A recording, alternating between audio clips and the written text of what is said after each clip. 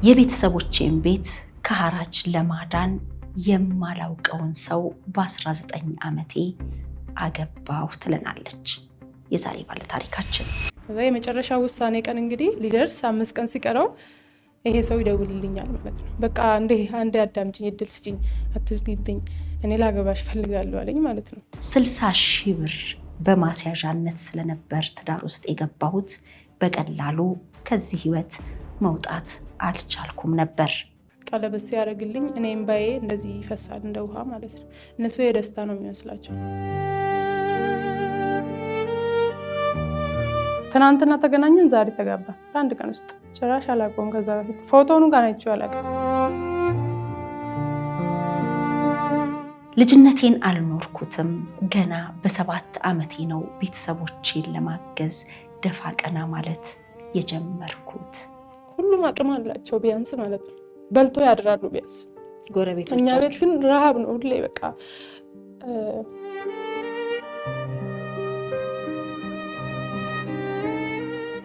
በቃ 7 ዓመት ሲሞላኝ እኔ ቆራሌው መንደር ውስጥ እየሄድኩ እየሰበሰብኩ ቤተሰቦቼ ሲራቡ ማየት አልችልም።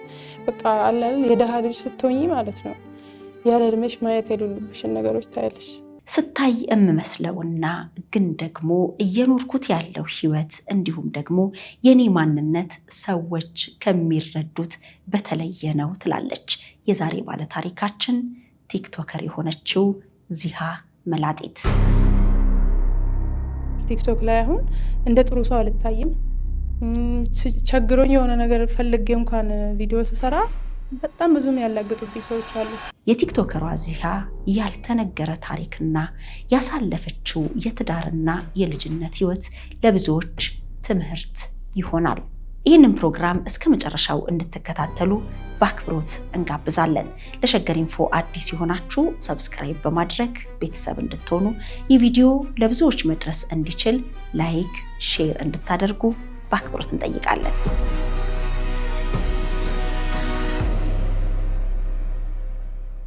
እንኳን ደህና መጣሽ። እንኳን ደህና ቆየሽ። እንዴት ነሽ? ደህና ነኝ። እስቲ ለተመልካቾች ራስሽን አስተዋውቂልኝ። እሺ፣ ስሜ ዚነት ሻፊ ይባላለሁ። በቲክቶክ ስሜ ደግሞ ዚሃ መላጢት። ዚሃ ዜኒትን ለማቆላመጥ ነው አይደለም? የእናቴን ስምና የኔ ስም አገናኝቼ ነው ይሄ የፈጠርኩት። ኦኬ። የእናቴ ስም ሀ ብሎ ነው የሚጀምረው፣ የኔ ደግሞ ዚ ብሎ ነው የሚጀምረው። ኦኬ። ስለዚህ ዚሃ አደረኩት። ዚሃ ብለሽ ከቤተሰቦችሽ ጋር ያለሽ ነገር እንግዲህ የቤተሰቦቼ ቤት በሐራጅ ከሚሸጥ ብዬ አለፍላጎቴ ትዳር ውስጥ ገባው ስትይ ነበረ። ምንድን ነው የተፈጠረው? እንዴት ይህን አይነት ውሳኔ ለመወሰን ተገደድሽ? ትዳር እንግዲህ ትልቅ ህይወት ነው። እንዲህ አይነት ውሳኔዎችን እንድትወስኝ ያስገደደሽ ነገር ምንድን ነው? በሰዓቱ ልጅ ነበርኩኝ። ገና ነበር? 19 ዓመቴ ነበረ እና ደግሞ ብዙ ችግሮችም ስለነበሩብኝ ያው ከቤተሰብ ጋር የተያያዘ ነው እና በሰዓቱ ምንም አይነት እንግዲህ ለማሰብም ጊዜ አልነበረኝም። በቾኮላ የወሰንኩት ነገር ነበረ። በሐራጅ እንዲሸጥ ያደረገው ያገባሽው ሰው ነው ወይስ እሱ ዳውን ስለሚከፍል ነው? አይደለም፣ እሱ እውነት ለመናገር አጋጣሚ ተገጣጥመው ነው እንጂ ከዛ ጋር አይገናኝም ነበረ። እነሱን የከሰሳቸው ሌላ ሰው ነው፣ አይተዋወቁም ከሱም ጋር። እሱ ያለው አዲስ አበባ ነው፣ እነሱ ክፍለ ሀገር ነው ያሉት። ከዛ እነሱ ከዚህ በፊት ሰውየው እንደዚህ አይነት ችግር ውስጥ የከተታቸው ሰው ራሳቸው እንግዲህ ፈቅዶ የሰጡት ነገር ነው። ያው በህግ ሳይሆን መሬት በማዘጋጃ ነበር የወሰዱት እና ግማሽ መሬት ቆርጦ ሰጡት ለሰውየው ማለት ነው። ከዛ እሱ ደግሞ ለረጅም ዓመታት ባለመግባባት ነበር የቆዩት። ከረጅም ዓመታት በኋላ ለቆላቸው ሄደ ማለት ነው። ያው እሱ ሄዷል ብለው እነሱ ቦታውን ቤቱን በጣም ሊፈርስ የደረሰ ነበር፣ አፍርሶት እናቴ ብላ ጎመን ምናምን ተከለችበት ቦታው ላይ። ለካ ወንጀል ነው የሰሩት ሳያስቡት ማለት ነው። ሰውየው ሸጦት ነበር ሄደው፣ ለሰው ሸጦ ነው ሄደው። የገዛውም ሰው ደግሞ በህጋዊ መንገድ ነው የገዛው። እነሱ ሳያውቁት ሰውየው ህጋዊ ያልኩታል ቦታውን ማለት ነው፣ እነሱ ምንም ሳያውቁ። ከዛ ፍርድ ቤት ሄዶ ሲከሳቸው ከሳሹ ተፈረደባቸው። ከ1 ዓመት ክርክር በኋላ ፍርድ ቤት ፈረደባቸው። 60,000 ብር ክፈሉ ተባሉ። 60,000 ብር ለመክፈል ደግሞ በሰዓቱ ብር የላቸውም፣ እነሱ አቅም የላቸውም። እኔ እዚህ አዲስ አበባ መጥቼ ሰው ቤት እየሰራው ነበር እነሱን ስረዳቸው የቆየሁት እና እኔ ጋር ሲደውሉ እኔ ምንም ማድረግ አልችልም በሰዓቱ። ምክንያቱም ደሞዜ እንኳን 1200 ብር እየከፈሉኝ ነበር የምሰራው ሰው ቤት ማለት ነው። ከዛ እነሱ ደግሞ ጭንቀት ውስጥ ሆኖ እኔ ጋር ይደውላል። በቃ ሌላ ሰው የሚረዳቸው ስለሌለ የሆነ ነገር አድርግ ይሉኛል። እኔ ብዙ ሰው ጋር ደወልኩኝ፣ ሰዎች እንዲረዱኝ ሞከርኩኝ። ምንም ነገር ሰው ሊረዳኝ አልቻለም በሰዓቱ። ከዛ ከባድ ጭንቀት ውስጥ ገባሁኝ። ከዛ ወደ እነሱ ሄድኩኝ ማለት ነው። በአካል ቢያንስ ከነሱ ጎን ልቀመጥ፣ በቃ ቢያንስ እኔን ሲያዩ ይረጋጋሉ ብዬ ማለት ነው። በመጨረሻም ተፈረደባቸው። በቃ ቤቱ እንዲለቁ ተገደዱ ማለት ነው። መጀመሪያ ጨረታ ወጣበትና ቤቱ ልሸጥ፣ ከዛ እዳው ሊከፈል ማለት ነው። ምንም እንደሌሉ መንግስት ካረጋገጠ በኋላ ቤቱ እንዲሸጥ ተወሰነ። ቤቱ ደግሞ የሚገዛ ሰው ጠፋ። 2 ጊዜ ወጣ፣ ማንም ሰው ሊገዛ ፈቃደኛ አልሆነም። ከዛ ቤቱ ልቀቁ ተባሉ ማለት ነው። ከዛ የመጨረሻ ውሳኔ ቀን እንግዲህ ሊደርስ 5 ቀን ሲቀረው ይሄ ሰው ይደውልልኛል ማለት ነው። 5 ቀን ሲቀረው ደወለልኝ። እሱ ስለኔ ብዙም አያውቅም፣ ግን ስለኔ ሰምቷል ትንሽ፣ ግን ያለውበትን ችግር ምናምን አያውቅም። እህቴንም ያውቃታል በአካል፣ ቤተሰቦችንም ያውቃቸዋል፣ እነሱም ያውቁታል። እኔ ግን አላውቀውም፣ በአካላቸውም አላውቅም። ምን ብሎ ደወለ? የደወለው እሱ ላወራሽ ፈልጋለሁ ሲለኝ ስለምንድን ነው የምታወራኝ አልኩት። በሰዓቱ እኔ ሰው ራሱ በስነ ስርዓት አላናግርም፣ በጣም ነው የምነጫነጨው፣ በቃ ጭንቀቶችም ስላሉብኝ ነው። እና እንደዛ ሆን ነበር። እና ለምንድን ነው የምትደውልልኝ? ምክንያት ከሌለ አትደውልልኝ ብዬ ልዘጋ ስል በቃ አንዴ አዳምጪኝ፣ እድል ስጪኝ፣ አትዝጊብኝ፣ እኔ ላገባሽ ፈልጋለሁ አለኝ ማለት ነው። ከዛ ደነገጥኩኝ እንደዛ ሲለኝ። መጀመሪያ ማንነቱን ስለነገረኝ አውቄዋለሁ ማን እንደሆነ፣ ግን በአካል አላውቀውም፣ ስለሱ ነው የሰማሁት። እንዴት ነው እንደዚህ በድፍረት የምትጠይቀኝ ምናምን ብዬ እንደውም ዘገውበት። ከዛ በኋላ ሁሌ ይደውላል አያቆምም። ከዛ ይሄ ጭንቀት ውስጥ ገብቻለሁ። እንግዲህ በሰዓቱ ጭንቀት ውስጥ ነው ያለሁት። ከዛ በቴክስትም ይጨቀጭቀኛል። በቃ አንቺ ጥሩ ልጅ እንደሆንሽ ሰው ነግሮኛል፣ ሰው ነው ስልክሽን የሰጠኝ እና እኔ ላገባሽ ፈልጋለሁ፣ ለቁም ነገር ነው የምፈልግሽ እና በቃ አትስደቢኝ፣ በስነ ስርዓት አናግሪኝ፣ ጊዜ ስጪኝና አዳምጪኝ ይለኛል ማለት ነው። ከዛ በሰዓቱ እኔ ደግሞ ሰው ነበረኝ፣ የምወደው ልጅ ነበረ እና በቃ መስማትም አልፈለግኩም። ለልጁ ራሱ ነገርኩት፣ እንደዚህ እየደወለ የሚያስጨንቀኝ ሰው አለ ብዬ ሁላ ነግሬዋለሁ። ለወደድሽው ልጅ? አዎ ለሱም ነግሬዋለሁ። ከዛ እሱ ግን ያው በሰዓቱ በጣም ያጠነክረኝ ነበር። እንደው እሱ ባይኖር በዛ ሰዓት እኔ አብድ ነበረ። በጣም ጭንቀት ውስጥ ነበርኩ፣ ያመኝም ነበረ በጣም። ከዛ እሱ አበረታታኝ ማለት ነው። ይሄን ስነግረው እሱ ምንም አልመሰለውም፣ ዝም አለኝ። ይሄ የአንቺ ውሳኔ ነው፣ የምትፈልጊውም በዩ እንደፈለግሽ አድርጊ እንጂ ከኔ ጋር ምንም አትጠይቂኝ አለኝ ማለት ነው። ከዛ በኋላ ከስንት ቀን በኋላ ነው እንግዲህ ሊደርስ በቃ ሊወሰንባቸው 5 ቀን ሲቀረው ነው ያልኩሽ የደወለልኝ። ከዛ በድጋሚ ይደውላል። ከዛ እኔ ደግሞ አንስቼ ለምን አላናግረውም አልኩኝ ማለት ነው። ምናልባት ሊረዳኝ ከቻለ ብዬ ማለት ነው። እንግዲህ እኔ ስለማግባት አላቅም፣ ስለሱ አይደለም የፈለጉት እንዲረዳኝ ነው። ደውዬለት ያው ጥሩ ሰው ነው ሲባል ስለሰማው በስነስርዓት ለማናገር ሞከርኩኝ። እባክህን አሁን እንደደወለ እሱ አሁንም ስለ ትዳር ነው የሚያወራው። እባክህን እኔ በጣም ብዙ ጭንቀቶች አሉብኝ፣ ቤተሰቦቼ ከባድ ችግር ውስጥ ነው ያሉት እና ምን ይሻለኛል? ጭንቀት ላይ ነው ያለሁት አልኩት። ምንድነው ጭንቀትሽ? ቶሎ ንገሪኝ አሁን ምን እንደሆነ አለኝ። ወዲያው ነገርኩት ማለት ሁሉንም በዝርዝር ስነግረው ምንም አያሳስብሽ እኔ እከፍላለሁ አለኝ። 60 ሺህ ብር እኔ እከፍላለሁ፣ ግን አንድ ጊዜ በአካል ላገኝሽ እፈልጋለሁ፣ በአካል ላይሽ እፈልጋለሁ አለኝ። ከዛ ምንም ችግር የለውም ግን ትራንስፖርት የለኝም አልኩት። ከክፍለ ሀገር ወደ አዲስ አበባ ለመምጣት ምንም ብር እሱ አዲስ አበባ ነበር፣ እሱ አዲስ አበባ ነው ያለው። ከዛ እኔ እልክልሻለሁ አለኝ። አካውንቴ ላይ አስገባልኝና ጠራኝ ማለት ነው ወደዚህ። ከዛ እህቴ ጋር ደውዬ ነገርኳት። ከዛ እሷ ደስ አላት፣ ጥሩ ሰው ነው ምናምን ብላኛለች። ስለነገረችኝም ደስ ብሏታል። ሁሉም ሰው ደስተኛ ነው። እኔ ግን ገና እንግዳ ነገር ስለሆነ ገና አልተቀበልኩትም ማለት ነው። ሌላም ነገር አላሰብኩም እውነት ለመናገር። ቀስ በቀስ ምናልባት ዝም ብዬ እንደ ወንድምነት እንኳን ካቀረበኝ ብዬ ነው እንጂ ስለ ትዳሩ እንኳን አላሰብኩም። ግን እሱ አስቀድሞ ትዳር እንደሆነ ነግሮሻል? ነግሮኛልም። ግን ከዛ በኋላ ደግሞ ምን አለኝ፣ በስልክ ስናወራ ማለት ነው፣ ስለ ሁሉም ነገር ትቼዋለሁ አለኝ። እኔ ልረዳሽ ብቻ ነው የምፈልገው፣ በአካል ልይሽና እንዴ አለኝ፣ እንደዚህ አይነት ጭንቀት ውስጥ ሆነሽ እኔ ራሴ እንደዚህ ማውራት አልነበረብኝም እና ይቅርታ አድርጊልኝ፣ ጭንቀት ላይ እንደነበርሽም አላቅም። አንቺ በቃ እንደማትወጂኝ ያውቃለሁ፣ ብዙ አታውቂኝም፣ ግን እስክታውቂኝ ቢያንስ ስለ 3 ወር ቤት ልከራይልሽና እዚህ አዲስ አበባ የቤተሰቦችሽንም ነገር ከጨረስሽ በኋላ ቢያንስ በአካል እየተገናኘን ትንሽ እንኳን ምንግባባበት ጊዜ ሰጥሻለሁ ብሎኝ ነበረ። ከዛ ከወደድሽኝ ታገቢኛለሽ፣ ካልወደድሽኝም ችግር የለውም ነይና ችግሩን እንፍታው፣ እንደውም ከኔና ከአንቺ በላይ የቤተሰቦችሽ ነገር መቅደም አለበት ነበር ያለው ያኔ ማለት ነው። በስልክ ነው ይሄንን ያለሽ? አዎ በስልክ ብሎኝ ነበር። በሰፊው ነው ያወራ ነው፣ በጣም ረጅም ሰዓት ነበር ያወራ ነው። እና ነይ በአካል ይሻለኝ መጣ። አሁን ደስ አለኝ፣ እንደውም ወደድኩት። በቃ ይሄ ኖርማል መውደድ አለ አይደል? እንደዛ መጣው። ለችግር ደረሰልኝ ብዬ መጣሁ። ቀጥታ ስመጣ እሱ ነው የተቀበለኝ። እንደውም ፕራንክ አድርጎኝ ነው የተቀበለኝ፣ አላውቀውም። ስመጣ ቀጥታ ሲመጣብኝ ነይ ላግዝሽ ስለኝ አልፈልግም፣ አጋዥ አልፈልግም ስለው ቦርሳዬም ማለት ነው። በቃ በጣም አስጨነቀኝ፣ በጣም ተቆጣሁት፣ ተናደድኩኝ። ከዛ እኔ እኮ ነኝ ስለኝ የበለጠ የባሰ ደረገጥኩኝ ማለት ነው። ምክንያቱም ሳይሆን ትልቅ ሰው ነው፣ ከኔ እድሜ ጋር የሚመጣጠን እንኳን አይደለም። ግን እንዴት ነው እንደዛ ሊያስብ የቻለው ብዬ ማለት ነው። ዝም ብሎ እንዴት ሊረዳኝ አሰበ ብለሽ?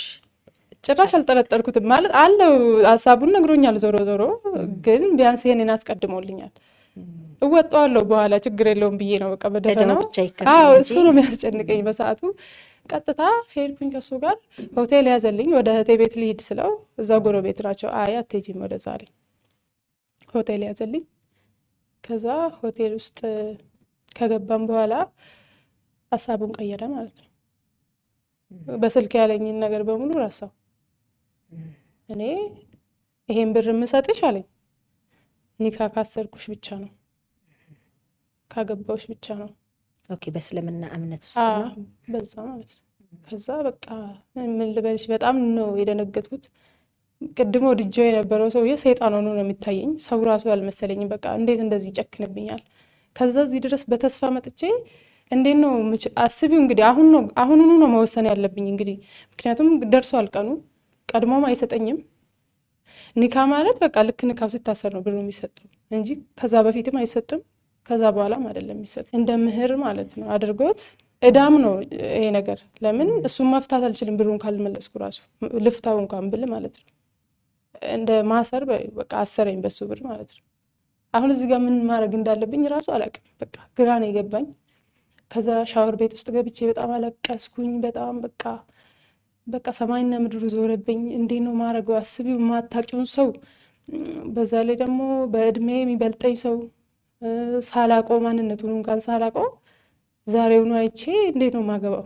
በቃ ጭንቀት ሆነ እና ደግሞ እሱን ደግሞ ትቼው በቃ አላገባውም ብል ደግሞ ቤተሰቦች ምንድን ነው የሚሆኑት? ቤቱ ይወሰድባቸዋል፣ ጎዳና ነው የሚወጡት። ያውቃሉ የገባሽበትን አጣብቂኝ?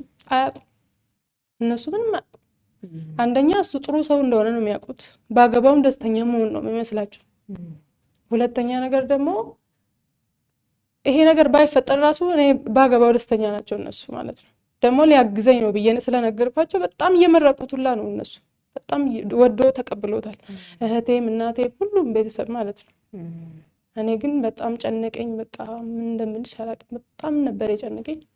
ከዛ በቃ አለቀስኩኝ። ወስኝ በቃ ያስጨንቀኛል ደግሞ ትንሽ እንኳን ጊዜ ልስጥሽ አይለኝም። በጣም አስጨንቀኝ። በቃ ንገሪኝ፣ መልስሽን ማወቅ ፈልጋለሁ። እኔን ልታገቢኝ ፍቃደኛ ነሽ ወይ? እዛ ሆቴል ውስጥ እንግዲህ አላውቅም ወዴት እንደሚሄድ ግራ ገባኝ። በጣም በቃ ግዴታ ነው መወሰን አለብኝ። ከዛ ችግር የለውም በቃ እሺ ያልኩት ማለት ነው።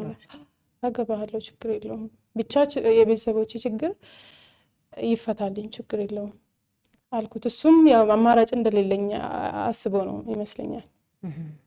ከዛ በቃ እዛ ሆቴል አደርኩኝ። አብራችሁ አደራችሁ ወይስ ለብቻ? ሆቴል ውስጥ እንግዲህ ስናድር ማለት ነው አብሮኝ ነው ያደረው። እኔ አስይዞኝ መሄድ ነበር የመሰለኝ፣ ምክንያቱም አልተጋባንም ገና። ግን ምንድን ነው ያደረገው? አልሄድም ወደ ቤት አለኝ። ከዛ በኋላ አልችልም ብቻ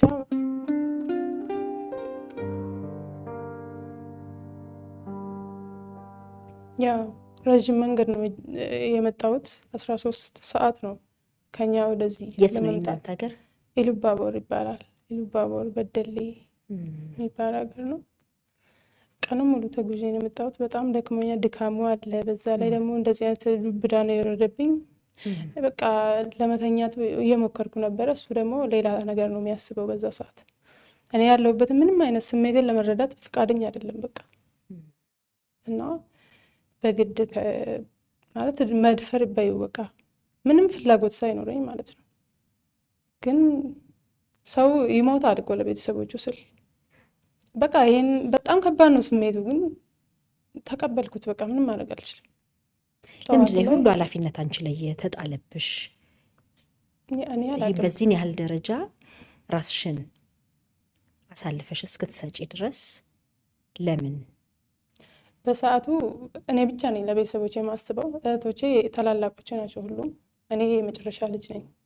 በዛ ላይ ደግሞ ቤተሰቦቼ እኔ ከልጅነቴ ጀምሮ ከ7 ዓመቴ ጀምሮ በጣም ነው የምጨነቀው። በቃ ከአቅሜ በላይ የሆኑ ነገሮችን እሸከማለሁ፣ ያለ አቅሜ ማለት ነው። አሁን በ7 ዓመቱ ሰው ትምህርት ቤት ይገባሉ ልጆች፣ ወጥቶ ይጫወታሉ። እኔ ከዛ በፊት ነው ትንሽ እንኳን ተጫውቼ የማውቀው ከ7 ዓመት በፊት ነው።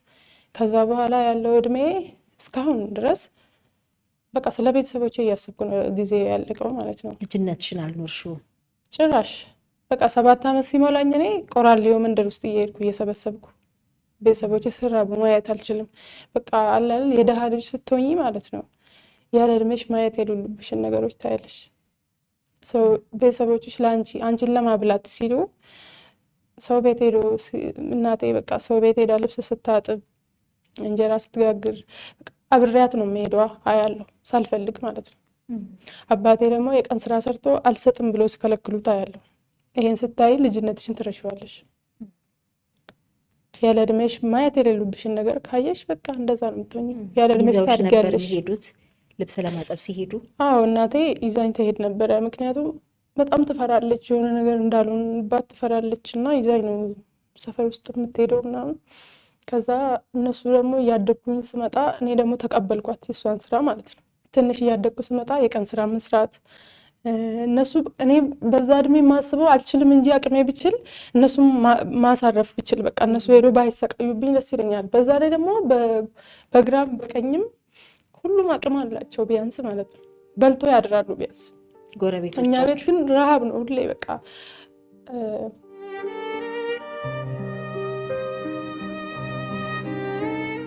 እናቴ ብዙ ቀን በቃ እኔና የኔ ታላቅ እህት አለችኝ በ5 ዓመት የምትበልጠኝና እሷና እኔ አንድ ቀን በጣም እንትን አልንባት፣ ፌንት ልንሰራባት ማለት ነው። በጣም ርቦን ሄዳ የሆነች ሴት ጋር በእናትሽ እንጀራ ስጭኝ፣ የሆነ ነገር ስጭኝ፣ በቃ ነፍሳቸው የሚያተርፍልኝ ነገር። እሷ እዚህ ጋር እንትን ታስራለች፣ ድንጋይ ታስራለች እዚህ ጋር እምብርቷ ላይ ማለት እንዲያጠነክርላት። እናቴ የነብያችን እንትን ነው ሱና ነው። እሳቸው ሲርባቸው ድሮ ያስሩ ነበር አሉ፣ ጥንካሬ ይሰጣልና ርቦኛ አትለንም እኛ ፊት እሷ በጭራሽ ማለት ነው።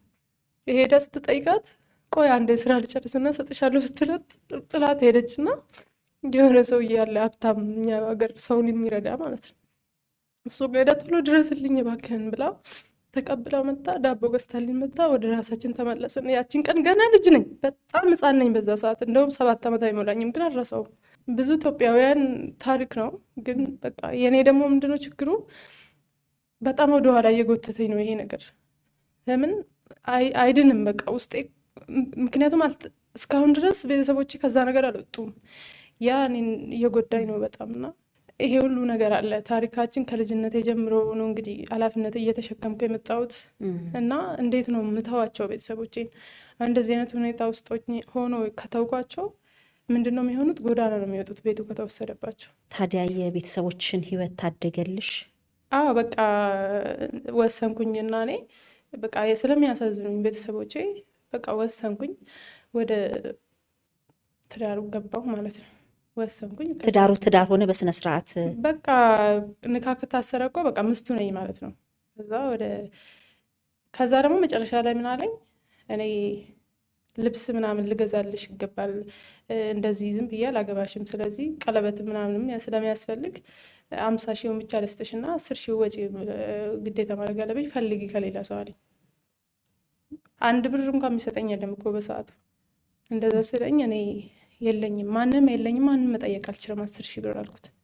እባክህ ምንም ነገር አልልበስ፣ እኔ ችግር የለውም፣ እኔ ስለ ልብስ ማያስጨንቀኝም፣ ቀለበት የምትለውን ነገር ችግር የለም፣ መንገድ ላይ የሚሸጠው 50 ብር ምናምን አለ፣ እሱን አረጋለሁ፣ ምንም ችግር የለውም። በቃ እኔ ወርቅ ምናምን ብዬ አላስጨንቅህም፣ ልብስም ግዛልኝ አይደለህም። ስጀምር እኔ ትዳር ውስጥ እኮ አይደለም እየገባሁ ያለሁት ለእኔ፣ ስለዚህ አያስጨንቀኝም፣ ተው አልኩት። ከዛ እሺ እንደዛ ካልሽ ብለው የዛኑ ቀን ማታ የእሱ ጓደኞች ተሰበሰቡ። እህቴ ቤት ነው ኒካ የታሰረው። የእሱ ቤተሰቦችም ጓደኞችም ተሰበሰቡ። የእህቴም ጓደኞች የባሏ ጓደኞች ተሰበሰቡና ማለት ነው ቀለበት ሲያደርግልኝ እኔ እምባዬ እንደዚህ ይፈሳል እንደ ውሃ ማለት ነው። እነሱ የደስታ ነው የሚመስላቸው፣ ማንም አያውቅም እኮ የኔን። ከዛ አገባሁት። እንደ ዛሬ ኒካ ታስሮ የእሱ ቤት አድሬ ጠዋት ወደ ቤተሰቦች ሄድኩ ብሩን ለመክፈል። ከዛ ፍርድ ቤት ቆምኩኝ። ከዛ በኋላ ፍርድ ቤቱ ራሱ እንዴት በቃ ለእናቴ እንትን አላት። እቺ ልጅ በጣም በቃ ምን ልበልሽ በጣም አደነቀኝ። ያው አላወቅም እኮ አግብቼ እንደሆነ ብሩን ያመጣሁት እንኳን አያውቅም እኮ። ከዛ ከ5 ቀን በፊት እጄ ጠይቄዋለሁ፣ ለምኜዋለሁ። ቀጠሮ ሳይደርስ በፊት ፍርድ ቤቱን እጄ እባክህን ጉልበቱ ላይ ወድቄ ቀን ስጠኝ፣ ትንሽ ጊዜ ስጠኝ፣ በቃ የሆነን መላ ፈልጋለሁ ብዬው በጭራሽ አይቻልም አለኝ። አይደለም ፍርድ ቤቱን ራሱን ጉዳያቸውን የያዘውን ፍርድ ቤት እጄ ጠይቄዋለሁ፣ በጭራሽ አይቻልም አለኝ። እኛም ከላይ ይቆጣጠሩናል። ሲጀመር በጣም ረዝመዋል የነሱ። ኮቪድም ስለነበር በሰዓቱ በጣም ተዘግቶም ነበረ ፍርድ ቤት ለረጅም ጊዜ እና አይቻልም አለኝ። ምንም ላረግልሽ አልችልም፣ ሌላ መንገድ ፈልጊ ያለኝ ማለት ነው። እና አስታውሶኛል። ቤተሰቦችሽስ ግን ከየት አመጣኋልሻቸው? ማግባትሽንስ ያውቁ ነበር? ያውቁ ነበር። በቃ ቀድሜም ስለነገርኳቸው ሲሄድም ነግሬያቸው ነው የሄድኩት። እሱ ጋር ነው የምሄደው በአካል ልይሽ እና ላግዝሽ ብሎኛል ብያቸዋለሁ። ማግባቱን ግን አያውቁም። ያው ነግሬያቸዋለሁ እኔ። እነሱ ትንሽ ይጠራጠራሉ ሲጀመርም። ከዛ በፊትም ያውቁ የለ እሱ ያውቁት የለ ስለሚወዱትም ያው በቃ ሊያገባት ፈልጎ ነው ምናምን ብሎ ይገምታሉ። የአንድ ሀገር ልጆች ናችሁ? አይደለንም። እሱና እኔ አንድ አይደለንም። እሱ የአርሲ ሰው ነው፣ እኔ ኢሉባቡር በጣም ሩቅ ማለት። የታወቀሽ ቤተሰቦችሽ እንዴት አወቁት ብዬ ነው። ያወቁት እንዴት መሰለሽ? ከእህቴ ጋር አንድ ግቢ ውስጥ ነው የሚኖሩት። የባሏ ጓደኛም ነው እና እህቴ ጋር ሲመጡ ነው ያዩት። እሷ ጋር ይመላለስ ነበረ፣ ይመጣ ነበረ። እናትና አባቴን አይደለም እናቴና እህቴን አይተዋቸዋል እዛው እና በደንብ ይቀራረባሉ ከእህቴን ጋር። እና ያንን ብር ወስደሽ ከፈልሽ? አዎ። ከዛ በቃ ብሩን ሰጠኝ፣ ሄጄ ከፈልኩኝ ፍርድ ቤት። ፍርድ ቤቱ በጣም እቺ ልጅ መርቋት ምናምን ብሎ አመስግኖኝ እኔንም አድንቆኝ ከዛ በኋላ እኔ ወደ እሱ ተመልሼ የመጣው ማለት ነው። ከዛ እንግዲህ ከዛ ወደ እሱ ስመለስ ግን አንድ ራሴን ያሳመንኩት ነገር አለ። እኔ ይህን ሰው እንደ ክፉ ሰው ማየት የለብኝም። በቃ ማለት ሁሉም የደረሱብኝ መከራዎች የእኔ ችግር ናቸው። ስለዚህ እሱ ደግሞ ቢያንስ ተባብሮኛል፣ ችግር የለውም በቃ።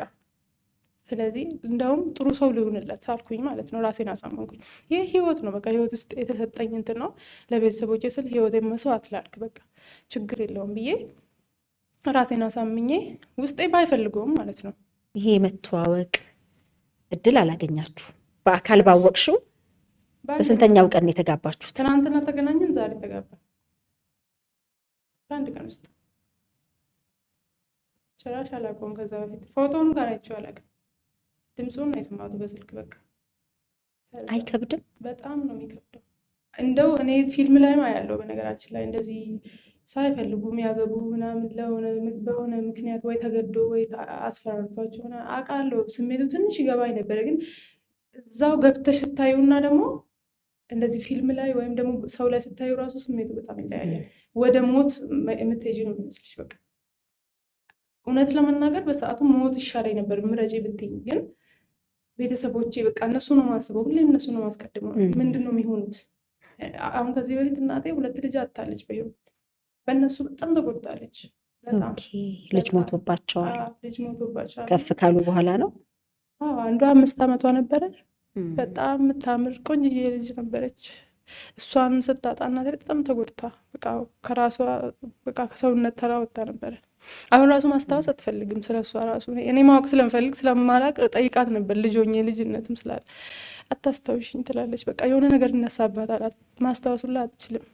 አንዷ ደግሞ ገና እንደተወለደች በ1 ዓመቷ ምናምን ነው ያጣቻትና በጣም አውቀዋለሁ ስሜቱን። በቃ እኔን ብታጣ በቃ እናቴ መገመትም አልችልም። እና እሱን ነው ማስበው። የራሴ ህይወት ምን ሲኦል ውስጥም ልኖር ችግር የለውም ብቻ እናቴ ደህና ትሆንልኝ እያልኩኝ ገባሁበት። ከዛ በቃ ከምልሽ በላይ ይከብዳል። በቃ ማትወጂውን ሰው፣ በዛ ላይ ማታቂው ሰው፣ በዛ ላይ በእድሜ የሚበልጥሽ ሰው፣ ገና ደግሞ የሚቀበለኝን ሳላቅ ማለት ነው። ገና ደግሞ የተቀበሉኝ ነገሮች ደግሞ አሉ ትዳር ውስጥ በደንብ ደግሞ ስገባ ከአቅሜ በላይ ሆኑብኝ ሁሉም ነገር ማለት ነው።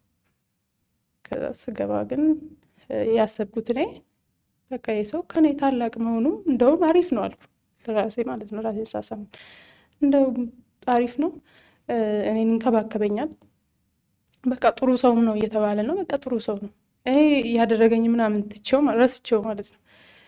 ከዛ ስገባ ግን እንደዛ አይደለም የሆነው። እኔ ምንድነው መሰለሽ ማስመሰል ጀመርኩኝ። ማስመሰል ስልሽ እንደምወደው አስመስላለሁ። አሁን ጠዋት ይወጣል እሱ፣ ማታ ነው የሚገባው። ቀኑን ሙሉ ሳለቅስ ልውል እችላለሁ፣ በጣም እየደበረኝ ማለት ነው። ግን ልክ እሱ ሲመጣ ስል በቃ ፏ ብዬ በቃ አሪፍ ምስት ሆኜ ማለት ነው እየመሰልኩኝ ምናምን፣ እሱ በቃ በፈገግታ ነው የምቀበለው። ገና ሲመጣ በፈገግታ አቅፌው በር ላይ ደስ እንዲለው በቃ እቺ ልጅ አትወደኝም እንዴ ምናምን ብሎ ቤት ሲመጣ ከስራ ደግሞ ሲመጣ እንድደብረው አልፈልግም ነበረ። ለምን ቢያንስ ለእኔ ችግሬን ፈቶልኛል በሚለው ማለት ነው። ከዛ ግን ሲል እሱ ገና እንግዲህ አልቆየንም፣ ስህተቶች ነው የሚፈልገው ቤት ውስጥ ጭቅጭቅ በጣም ይወዳል። ገና ሲገባ የሆነ ስህተት ነው የሚፈልገው። እኔ ማሳየው ጥሩ ነገሮች አይታዩትም። እኔ ምን እንደሆነ ችግሩ አላውቅም። በቃ እኔ ጭራሽ እንደ ታላቁ የሆንኩ እሱን መቻል ጀመርኩኝ ማለት ነው። በጣም ነው የሚነጫነጨው። ከዛ ሲመጣ የሆኑ ነገሮች ነው የሚፈልገው፣ ስህተት የሆነ የሚጨቃጨቅበትን ነገር። እኔ ዝም ነው ምለው፣ ለረጅም ጊዜ ቻልኩት ዝም ብዬ ማለት ነው። በዛ በሰላም ቀጠልን። በሰላም ስልሽ እኔ እየቻልኩት። ከዛ ብዙ አልቆየንም እኮ ወራት ነው አብረን የቆየነው። ግን የመጀመሪያ ቀናቶች በጣም ከባድ ነበሩ ለእኔ። አንደኛ አዲስ ነገር ውስጥ ነው ያለሁት። በዛ ላይ እሱ ሲመጣ ደስተኛ አይደለም፣ ፈገግ አይልም። እኔ እሱን ፈገግ ለማድረግ ብዙ ነገር ሞክራለሁ። ምንም በቃ የሆነ ነገር ሆኗል። ብቻ አላውቅም እንደተፈጠረ ራሱ። እሱ ለካ በቃ ያረገልኝን ነገር እያደረገ ያለው ነገር በሙሉ እየደመረብኝ ነው።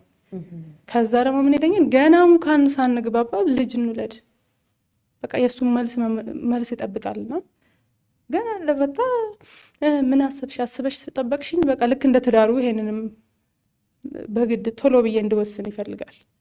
እኔ ደግሞ ይሄኛው ትልቅ ነው ከምንም በላይ ትዳሩ ይሻላል። እንደው ልጅ ግን ከወለድኩ ምንድነው የማደርገው? በቃ እሱ ጭንቀት ሆነብኝ። ምክንያቱም ገና እንደገባን ነው የጀመረኝ ማለት ነው በዚህ። ከዛ ልጅ በቃ እሱ ሲጀመረ ያገባው ለዛ ነው። ብዙ ሰው ይጨቀጭቀዋል፣ ማግባት አለብህ፣ ልጅ መውለድ አለብህ ይሉታል ማለት ነው።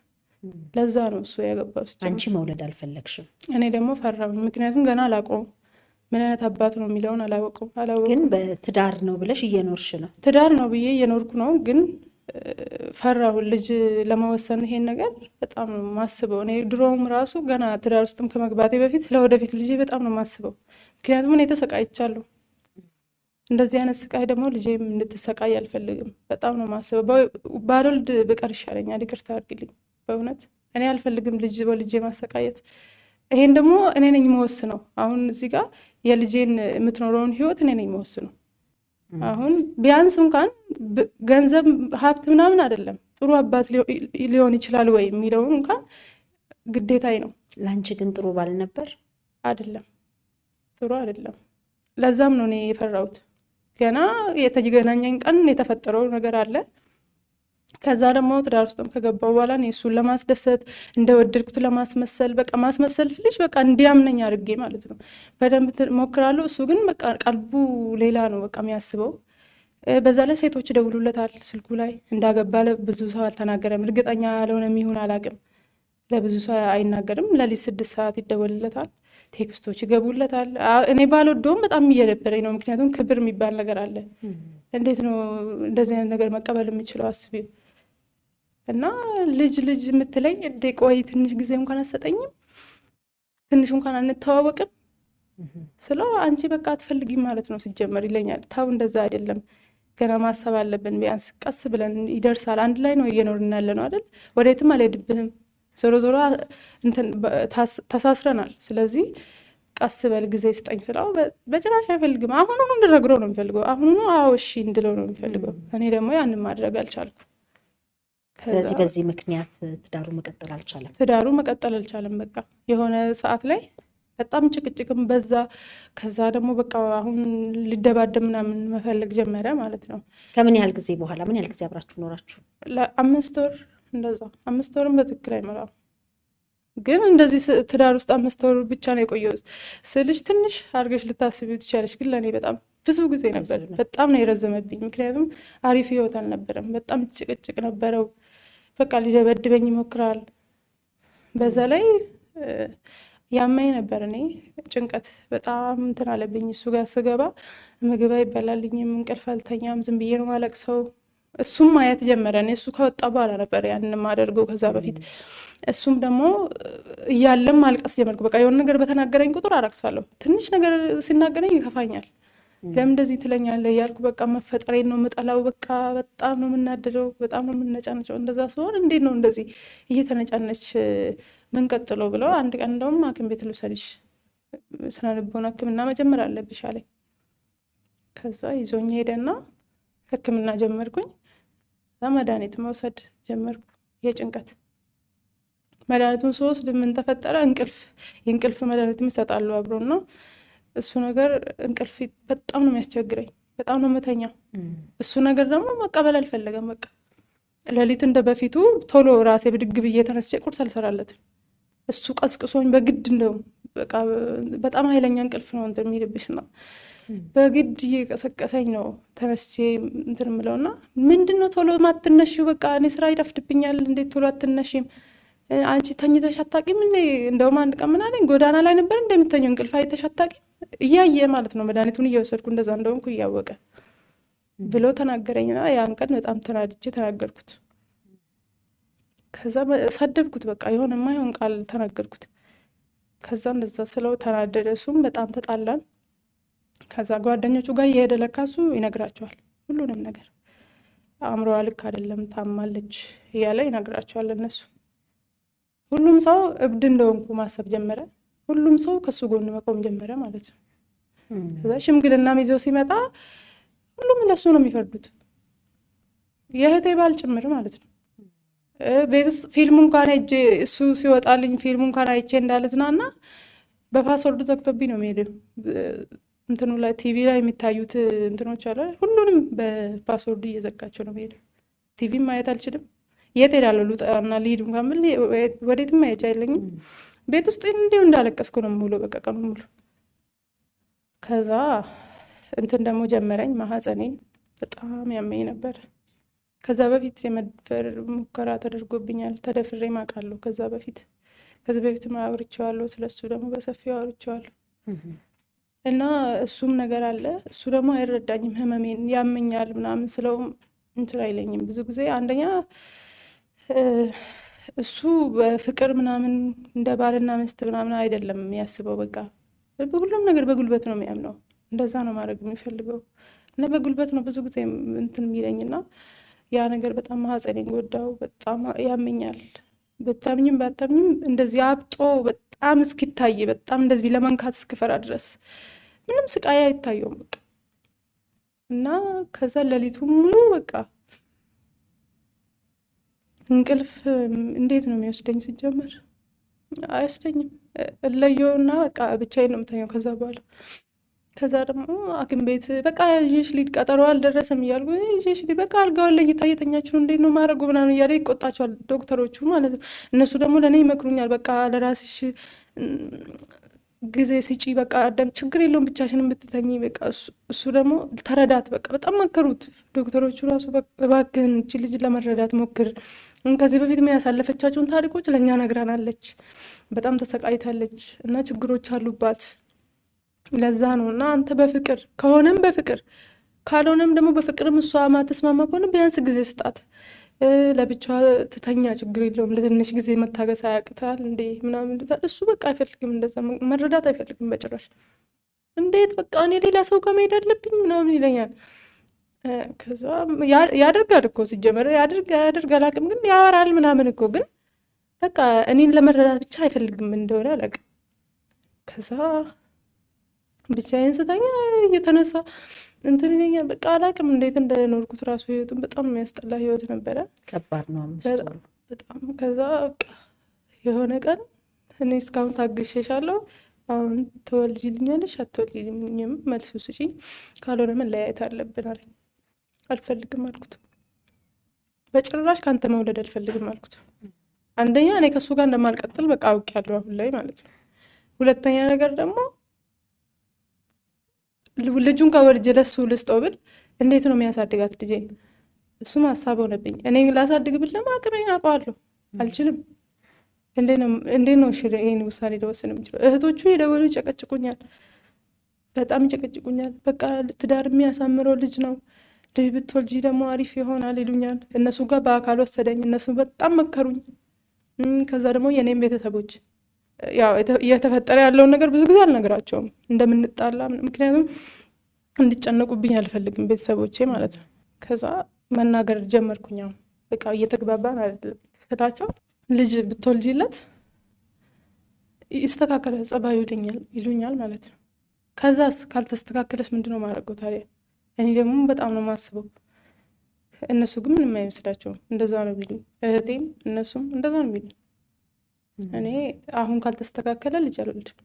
ከተስተካከለ አሁን ተስተካክሎ ነው የምወልደው፣ ካልተስተካከለ ደግሞ ይቀራል። በቃ ሁሉም ነገር የሚያደርገኝን ያድርገኝ፣ እያሰቃየኝም ያኑረኝ፣ እኔን ችግር የለውም። እኔ መቼ 60 ሺህ ብር አግኝቼ እሱን መፍታት እንደማልችል አውቃለሁ። ለመፍታት ግዴታ 60 ሺህ ብሩን መመለስ አለብሽ? አዎ፣ በእስልምና አንድ ላይ ግዴታ የሚያኖር እንትን አይደለም ማለት። መፋታት በጣም ከባድ ነው፣ አይመከርም። ግን አንድ ሰው ሳይዋደድ አንድ ላይ ቆዩ ደግሞ አይባልም። በቃ አንቺ ካልፈለግሽ መፍታት ትችላለሽ፣ እሱም ካልፈለገ መፍታት ይችላል። ግን ችግሩ ምንድነው? እሱ ልፍታሽ ካለ ለአንቺ ብዙ ነገር ማድረግ ይኖርበታል። ምክንያቱም አንቺን ካገባ በኋላ ብዙ ነገሮችን ስለምሰጪው ለዛ የሚሆን በጣም ብዙ ነገር ሊያደርግልሽ ይገባል። ሴትም ከሆነች ደግሞ የኒካ ብር የሚባል ነገር አለ። ያኔ የኒካ ባያደርግ ዝም ብሎ ቢሰጠኝ ችግር የለውም። የኒካ ብሎ ነው የሰጠኝ፣ አውቆ ነው እሱም እንደዛ ያደረገው። እና ለኒካ የተባለ ብር ደግሞ ራሱን መልሼለት የገዛልኝን ነገር በሙሉ ሰጥቼው የእሱን አንድ ነገር ይዤ መውጣት አልችልም። ግን መፍታት መፍትሄ ነው ይችላል። ግን ይሄ ደግሞ ከየት አመጣለሁ? በዛ ሰዓት ለቤተሰቦችሽ የተሰጠው 60 ሺህ ብር ነው? አዎ፣ ፍርድ ቤት ሄጄ የከፈልኩት ብር ነው። ከየትም ሊመጣ አይችልም በዛ ሰዓት። እና በምን ተለያያችሁ? በመጨረሻም በቃ እሱ ልወልድልህ አልችልም ስለው እንደዛ ከሆነ በቃ እንፋታ አለኝ። ግን ይላል እንጂ አያደርገውም። እኔ ደግሞ እሱ እስኪ ያደርገው እየጠበቅኩ ነው አሁን ላይ። ምክንያቱም ጦርነት ውስጥ ነን። በቃ ትዳር አይደለም፣ በጣም ነው የምንጣላው። እሱ ሁሉንም ነገር በጉልበት ካላደረኩ ይላል። እኔ በፍቅር ነው የምፈልገው፣ በቃ የሚንከባከበኝ፣ በዛ ሰዓት የሚረዳኝ። ቢያንስ በፍቅር ቢሆን ሁሉም ነገር ይስተካከል ነበር። አይፈልግም እንደዛ። ከዛ በቃ የሆነ ቀን ጠዋት ተነስቶ በቃ እንለያይ ያለኝ፣ ራሱ ተነስቶ ቁርስ ስሰራ አየሁት። ከዛ ስራ አልሄድም። የዛን ቀን በቃ መፋታት አለብኝ አለኝ፣ ከእንቅልፌ ስነሳ ማለት ነው። እሺ ያልኩት እኔም። ከዛ ወረቀት ምናምን ነበረ፣ የሸሪያ ፍርድ ቤት ሄዶ የተፈራረምነው ነገር ነበረ። እሱን አምጥተው ቀዶት ነበር። ከዛ ሽምግልና የእሱ ጓደኞች መጥተው እነሱ ፊት ቀዶት ነበረ። በቃ እሱ ወረቀቱም ተቀዷል፣ ምንም ነገር የለንም ሲጀመር። በቃ ፈርሜ ብቻ ሰጥሻለሁ፣ ፈርሜ ፈጥቼሻለሁ የሚል ሰጥሻለሁ፣ በቃ እንፋታለን አለኝ። እሺ በሰላም እንደዚህ ከሆነማ ደስ ይለኛል ብዬ እኔም ተስማማው። ከዛ ልክ እኔ ልብሴን ይዤ ልወጣ ስል ያዘኝ። ልብሴን ይዘሽ መሄዳችኝ ሲለኝ፣ ልብስ እኔ ነኝ የገዛሁልሽ፣ ስልክንም አምጪ፣ መታወቂያ፣ የአዲስ አበባ መታወቂያ አውጥቶልኝ ነበረ፣ እሱንም አምጪ፣ የኔ ነው ሁሉም ነገር አለኝ። ምንም ነገር ይዘሽ መውጣት አትችይም። ትቼው ወጣሁ። ከዛ የእሱ ጓደኞች ሄዶ እኔ ልብሴንም ይዤ አልወጣሁም። ልብሴን ሄዶ እንደምንም ተቀበሉልኝ። ከዛ በኋላ መጥቶ ቤተሰቦቼ አጋጣሚ ሆነው መጥተው ነበር፣ እናትና አባቴ፣ እህቴ ቤት። እነሱ ፊት ፈትቼሻለሁ ብለው ፈታኝና ወረቀት ፈርሞ እነሱ ፊት ሰጣቸው ማለት ነው። 51 ኪሎ ነበርኩኝ እኔ። እሱ ቤት 42 ኪሎ ሆኜ ነው የወጣሁት። እኔ አይደለሁም ስወጣ ራሱ የሆነ ነገር ሆኛለሁ። በቃ ልክ አልነበርኩም ምናምን። ከዛ በኋላ የተቀበለኝ ህይወት ያው ሰው ቤት ነው የገባሁት መልሼ ማለት ነው። በፊትም ሰው ቤት ነበር? በፊትም ሰው ቤት ነበር የምሰራው። መልሼም ሰው ቤት ገባሁኝ። ከዛ እንደ በፊቱ አይደለም። አሁን ሰው ቤት ስገባ አንደኛ ምን እንደሆነ ባላቅም በቃ ይሄ ግንባር የሚባል ነገር አለ በተፈጥሮ። እኔ ግንባር የለኝም። በቃ በሄድኩበት ሁሉ በጣም ጥቂት ጊዜ ነው በቃ የሚያጋጥመኝ ጥሩ ሰው። በቃ ክፉዎች አሰሪዎች ናቸው የሚያጋጥሙኝ። በጣም ነው የሚያሰቃዩኝ። ስገባ ህመሙ አለ ደግሞ አልተወኝም። ሀጸኔም ያመኛል። በቃ ብዙ ችግሮች ነበሩብኝ እና እዛም ስገባ አይመቸኝም፣ ትቼ እወጣለሁ። እዛም በቃ ብቻ እንደምንም ኖርኩኝ።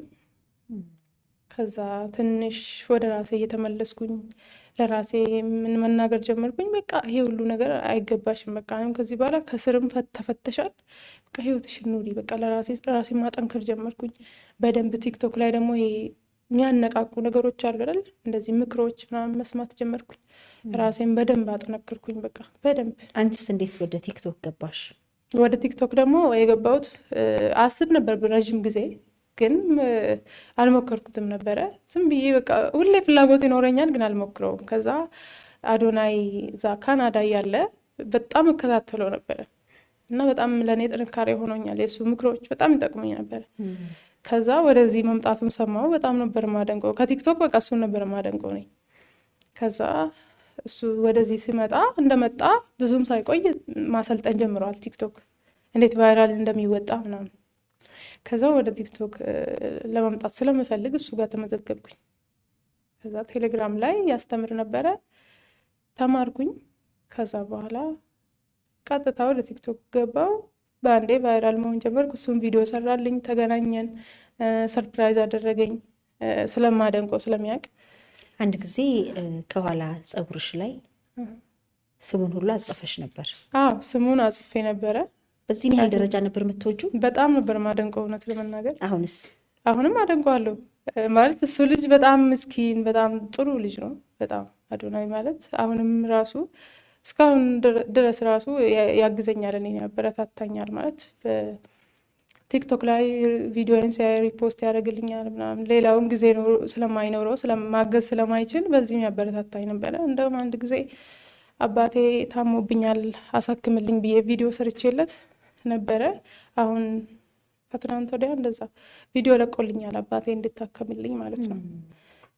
እና ጥሩ ሰው ነው በጣም። እሱ ነው በቃ ቲክቶክ እንድጀምር ያደረገኝ እሱ ነው።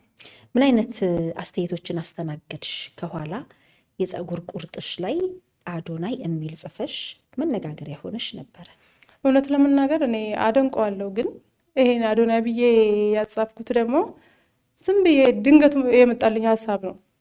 ታዋቂ ለመሆን ነው ወይስ? አይደለም። በጣም ይሰድቡኛል ብዙ ሰዎች በሱ ምክንያት።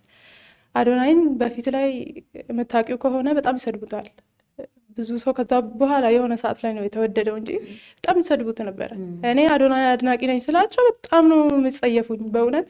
እንዴ አንቺ እንደዚህ የሚያወራ ሰው በቃ ምን ልበለሽ፣ የሚሳደቡ ስድብ ራሱ ሲያስጠላ፣ እንደዛ እያሉ ይሰድቡኝ ነበር። እኔንም በጣም ብዙ ሰው ለማሳመን ሞክሬያለሁ። አዶናይ እንደዛ አይደለም፣ እንደምታስቡት አይደለም፣ ገብታችሁ በስነስርዓት ቪዲዮውን እዩት፣ ፎሎ አድርጉት እያልኩ በሄድኩበት ሁሉ ነው ስለሱ ማወራው። እና ከዛ አልረዳ አሉኝ። በቃ አዶናይን በጣም ጥሩ ሰው ነው፣ በጣም ምርጥ ልጅ ነው እያልኩ አወራለሁ፣ አይሰሙኝም። ከዛ አዶናይ ብዬም ቪዲዮ ሰራሁኝ። በመጀመሪያው ቪዲዮ ቫይራል ወጣው። ከዛ መንገድ ላይ ሲያዩ አዶናይ እያሉ ነው የሚጠሩ። ከዛ ይሄ ለመጻፍ እንትን ያልኩት ስለሚሰድቡኝ ተናድጄ ነው። እንደውም እዚህ ጋር ጽፈዋለሁ፣ ምን ችግር አለው አልኩና እንትን አልኩ። ልክ አይደለም እንደ ቀስ ብዬ በኋላ ላይ ሳስበው በጣም በስሜታዊ የሆነች ምናምን ማድረግ የለብሽም፣ ግን በሰዓቱ በቃ እየሰደቡት ምናምን ስለምናደድ እንደዛ አደረግኩኝ። ከዛ በኋላ ላይ ግን ሁሉም ሰው ሲወደው፣ ሁሉም ሰው ሲረዳው፣ ልጁ ማንነቱ ትክክለኛ ማንነቱ ሲገባቸው፣ መልካም ልጅ እንደሆነ ሲገባቸው ደስ አለኝ። ግን ምንድነው አሁን የመጡት ሰዎች ደግሞ አሁን ያወቁት ሰዎች ደግሞ እኔን ምንድነው የሚመስላቸው አሽቃባጭ ብሎ ነው የሚያስቡኝ። እኔ ያኔ ከዛ ጀምሮ እንደምወደው እንደምከተለው እንደማውቀው በደንብ አይገባቸውም፣ አያውቁም። እና ይበሉ ከዚህ በኋላ እንደውም ምን አደረኩኝ እኔ ብዙ ለሱ ቪዲዮ የሚሰሩ ሰዎች ምናምን ሲመጡ ተውኩኝ። እኔ ይሄ ነው ሲጀመር አላማ፣ የምፈልገውም ያን ነበረ። ሁሉም ሰው እንዲረዳው ነበር የፈለግኩት። ከዛ በኋላ እኔ አሽቃባጭ ከምባል እውነተኛ አድናቂው አይደለው ዝም ብል ይሻላል ብዬ ተውኩት። በቃ አሁን ምን ያህል ተከታይ ያለሽ ቲክቶክ ላይ? እኔ 170,000 ፎሎወር አለኝ። ብዙ አይደለም ግን ማለት ስሜ በጣም ስለሚታወቅ፣ እንደውም እንደ ስሜ ብዙ አይደለም ፎሎወር። ስምሽ በምንድን ነው የሚታወቀው? መላጢትም ይሉኛል፣ አዶናይም ይሉኛል። በሁለቱም ነው የታወቅኩት። እንዴት ነው እንደዚህ አይነት የፀጉር ስታይል ለመያዝ የፈለግሽው? ብዙ አስተያየቶችም ይሰጣሉ። እኛም ጋር ስትመጪ ሻሽ አስረሽ ነበርና ብዙ ሰዎች መጥፎ አስተያየት ይሰጡኛል እያልሽ ነበር። በጣም ከመጀመሪያው ጀምሮ እንደ አሁን ይሻላሉ። አሁን የሚወዱኝ ሰዎችም መጥተዋል፣ ተመስገን ነው። ግን መጀመሪያ ላይ በጣም ብዙ ሰው ይሰድበኝ ነበረ። በጣም 666 ይሉኛል፣ ሌዝቢያን ነሽ ይሉኛል። እኔ ለምን እንደዛ እንደሚሉኝ አላውቅም። እና ደግሞ የሚመስለው ሰው በጣም ሱሰኛ ዱርዬ አድርጎ ነው የሚያስቡኝ። በቃ እነሱ የሚያስቡትና የኔ ማንነት በጣም ይለያያል። እኔ ስጀምር ትክክለኛ ማንነቴን አላሳየዋቸውም ለነሱ እንጂ ባሳያቸው ምን ያህልን ሊወዱኝ እንደሚችሉ 100% እርግጠኛ ነኝ። እኔ ግን እንደዛ ስም ሲያወጡልኝ ደግሞ ምንድነው እነሱ እንደዛ ስላሉ መተው አልችልም። የራሴ ፈልጌው አስቤበት ያደረግኩት ነገር ስለሆነ የኔ ጸጉር ከዚህ በፊት በጣም ያስቸግረኛል። ላሳይሽ እችላለሁ። ቪዲዮ ነበረ፣ ፎቶ ምናምን አለ። የበፊቱ ጸጉሬ ማለት ነው። ጸጉር አይደለም በጣም ብዛት ይጨምራል። ጠንካራ ነው በጣም በቃ የሴት ጸጉር አይደለም የተሰጠኝና በጣም ከባድ ጸጉር ነው የነበረኝ። ጸጉር ቤት ስሄድ ሁሌ ተላጭው ነው የሚሉኝ። ተላጭቼ ምንም ለውጥ የለውም። ስለዚህ ምን ማድረግ አለብኝ? ማሳደግ ማቆም አለብኝ ብዬ ወሰንኩኝ። ከዛ እንደውም እኔ ያሰብኩት እንደዚህ ራሱ ትንሽ ማሳደግ ራሱ አልፈለኩም። መላጣ ብቻ በቃ ጸጉሬን ማየት ራሱ አልፈለኩም። ረጅም ጊዜ እንደዛ ነበር የሆንኩት። መላጣ ነበርኩኝ ቲክቶክም ስጀምር። ከዛ በኋላ ላይ ግን እያሳደግኩ ስመጣ ደግሞ ጥቁር ከለሩን አልወደውም። ከዛ ሌላ ቀለም ደግሞ ብቀባ ከሁሉም ሰው ጋር መመሳሰል ደግሞ አልፈልግም። በተፈጥሮዬ እንደዛ ነኝ ማለት። አሁን ልመሳሰል ብል አሁን ሂውማኔር ኮፍያ ሂውማኔር እዚህ ላይ ባረግበት ከሁሉም ሴት ጋር መሳሰላለሁ። ምንም አይሰድበኝም፣ በሰላም እኖራለሁ። ግን ሰው እንዲወደኝ ሰውን እንዲቀበለው ብዬ ማልፈልገውን ነገር አላረግም። እኔ የምፈልገው እንደዚህ ነው። እና ቀለሙም ደግሞ የምፈልገው ብዙ ሰው ላይ ያየሁትን አልወድም። ለየት ያለ ነገር ነው የምፈልገው። መጀመሪያ ነጭ አደረኩት። ግን እንደውም እኔ ፈርቼ ነበር። ሰው በጣም ደግሞ ያው ቀበለዋለሁ፣ ችግር የለብኝም። ግን ደግሞ ምን ይሉኝ ይሁን እያልኩ እጄ እንትን ያልኩት የተቀባሁት። ግን በጣም ወደዱት። በጣም ብዙ ሰው ወደደው። መንገድ ላይ ሲሄድ ስንት ሰው መሰለሽ አቁሙም እንትን የሚለኝ ጸጉርሽ በጣም ነው የሚያምረው፣ ወንዱም ሴቱም። በተለይ ሴቶች የት ነው የተቀባሽው እያሉ ስልክ ቁጥር ይቀበሉኛል። በጣም ብዙ ሰው ይወደዋል። እና ስታይሌ ያ ብዙ ችግር ግን ያመጣብኛል። ቲክቶክ ላይ አሁን እንደ ጥሩ ሰው አልታይም። ቸግሮኝ የሆነ ነገር ፈልጌ እንኳን ቪዲዮ ስሰራ በጣም ብዙም ያላግጡብኝ ሰዎች አሉ። ስልሽ ራስሽ ስትሆኝ ይከብዳል ብዙ ጊዜ። ያው ሶሻል ሚዲያ ላይ ደግሞ ጥቂት ሰዎች ናቸው ራሳቸው የሚሆኑት እውነተኛ ነገር የሚለቁት። ብዙውን ጊዜ ያው ሰውም እያስመሰሉ እንደሆነም እያወቁ አንዳንድ ሰው እሱን ነው ማየት የሚፈልጉት፣ እሱን ነው መቀበል የሚፈልጉት። እና ብዙ ሰው የተከተለውን ስለሆነ የሚፈልጉት እነሱ። እኔ ደግሞ ብዙ ሰው አልፈልግም፣ ብቻ እንደዛ አልፈልግም። ሰው ብዙ ሰው እንዲከተለኝ ብዬ ማልፈልገውን ነገር አላረግም። ጥሩ ሰው ለመምሰል አልሞክርም። ነኝ እኔ አውቀዋለሁ ራሴን በደንብ ጥሩ ሰው ነኝ፣ መጥፎ ሰው አይደለሁም። ግን ያንን ደግሞ ሰው አይረዳውም። ለምን? ፊዚካሌን ሲያዩ ሌላ ነኝ፣ የኔ ልብ ደግሞ ሌላ ነው። እና በቅርብ ግን የሚያውቁኝ በአካል የሚያውቁኝ ሰዎች ግን ይመሰክሩልኛል። በደንብ ጥሩ ልጅ ነሽ እያሉ ይመሰክሩልኛል። ያ ይበቃኛል ለእኔ። ምክንያቱም ሶሻል ሚዲያ ላይ አይተሽ ሰው ማውቃችም ሲጀመር ይከብዳል። እውነት ነው። እድል የለኝም ወይንም ግንባር የለኝም እያልሽ ነበር። አዎ ለምን እንደዛ አልኩሽ? አሁን እኔ ከልጅነት ጀምሮ በቃ ዝም ብለሽ አንድ ሁለት ጊዜ የሆነ ነገር ስላጋጠመሽ አታውሪም እንደዚህ ብለሽ። ከልጅነት ጀምሮ እስካሁን ድረስ ካመመኝም ሰው እንዳመመኝ አይረዳም። ወይ የደማው ካዩ ነው የሚያምኑኝ፣ ወይ የሆነ አብጦ የሚታይ ነገር ከሆነ፣ ወይ ፌንት ከሰራው።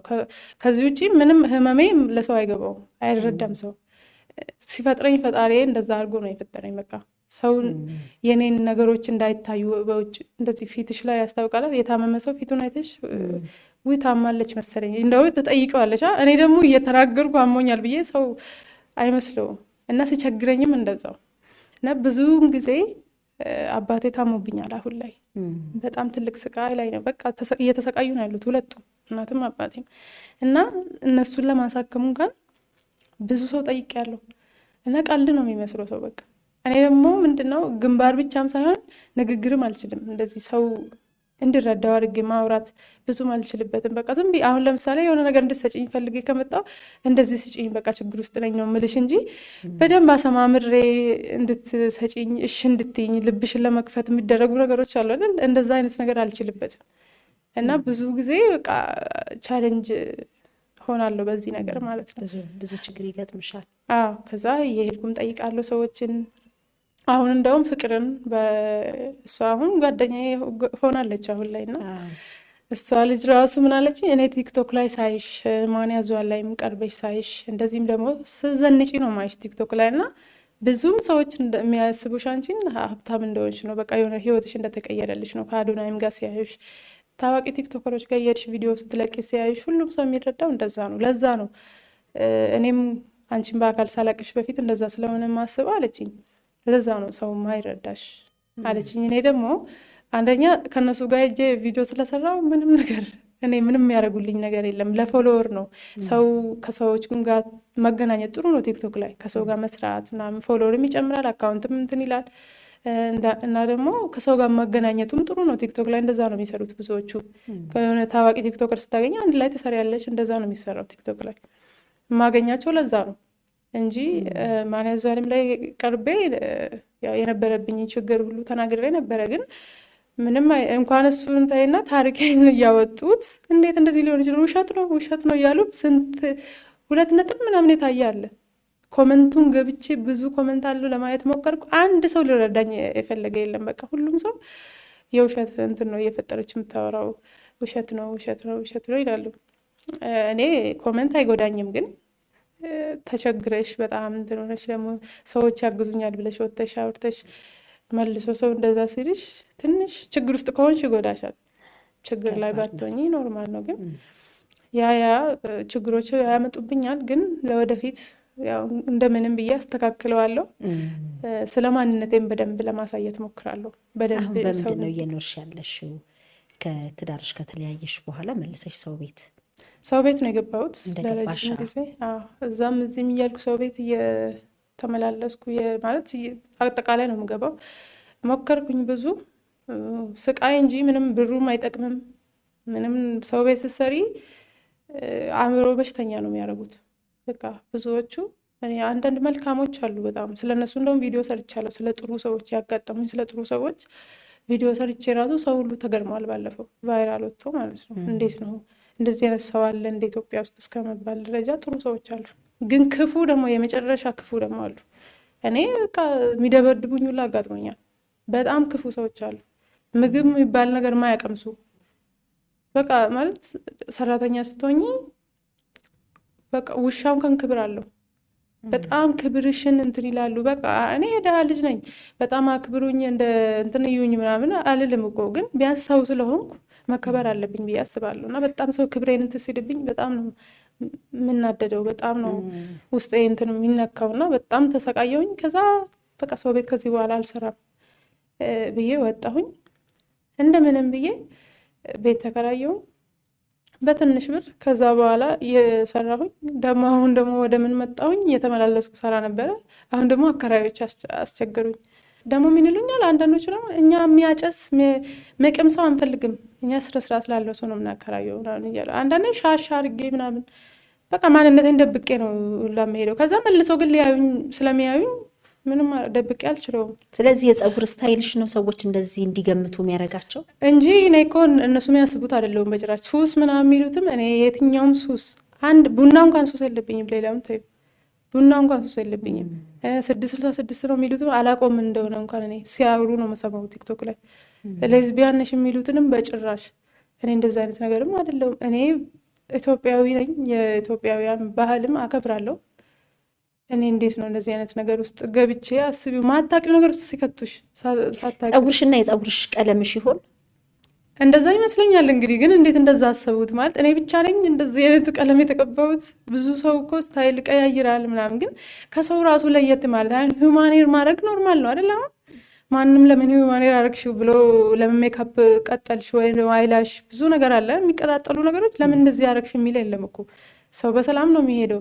አለመቀጠል ባለሽው ነገር ደግሞ ስታይል እየቀያየርሽ እንትን ማለት ለምንድን ነው የማይቻለው? በዛ ላይ ደግሞ እኔ እንደዚህ ነኝ ብዬ ወጥቼ ባወራና ሰዎችን ባበላሽ እንደዚህ አይነት ነገር ነኝ ብዬ ባወራ እኔ መጥፎ ነገርም አልለቅም ቲክቶክ ላይ ሰዎችን ነው ማስቆ በቃ መለቆም ቪዲዮ እንደዛ አይነት ነገር ነውና ምንም አላቅም እንዴት እንደዛ እንደሚረዱት።